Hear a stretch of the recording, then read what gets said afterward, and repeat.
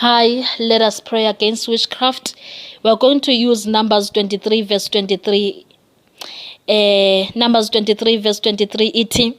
There's no witchcraft, there's no magic charm that can be used against the nation of Israel.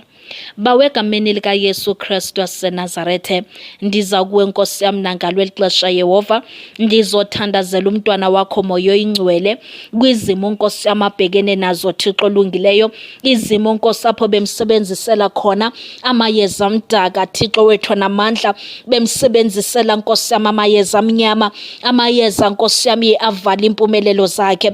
Namhlanje Nkosi yami ndizokumthandazela Moya Oyingcwele, ndizokumcelela kuwe, ndizobiza wena Thixo ngamandla onke, ndizobiza wena mdali wezulu nehlabathi, ndizobiza wena Thixo ngehlulekiyo, wena Nkosi yami unguThixo ophilileyo. Yehova wemikhosi, ndizobiza wena, egama lakho Nkosi yami linamandla. Ndizobiza Yehova wemikhosi, wena Thixo onamandla, owanceda Nkosi ama-Israyeli, wawakhupha Nkosi yami eyiphutha. Ndizothi ukhuphe Nkosi yami umntwana wakho kule yiphutha abhekene nayo. Ndizobiza wena Thixo ngehlulekiyo, wena Nkosi yami owanceda uMeshaki noShadrach no-Abednego befakiwe Nkosi yami edikeni lomlilo. Ndizothi Nkosi yami izonceda umntwana wakho Moya Oyingcwele Thixo olungileyo, wena Nkosi yami usengila Thixo Moya Oyingcwele ongehluleka uThixo kaDavide owamnika amandla okoyisa uGoliathi.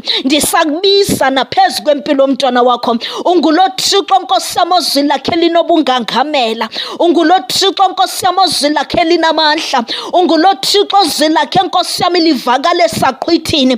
Ndizothi Nkosi yami izwi lakho malivakale phezu kwesimo Nkosi yami somntwana wakho. Moya Oyingcwele ndithandazela Thixo wethu olungileyo, Moya Oyingcwele impilo yakhe Nkosi yami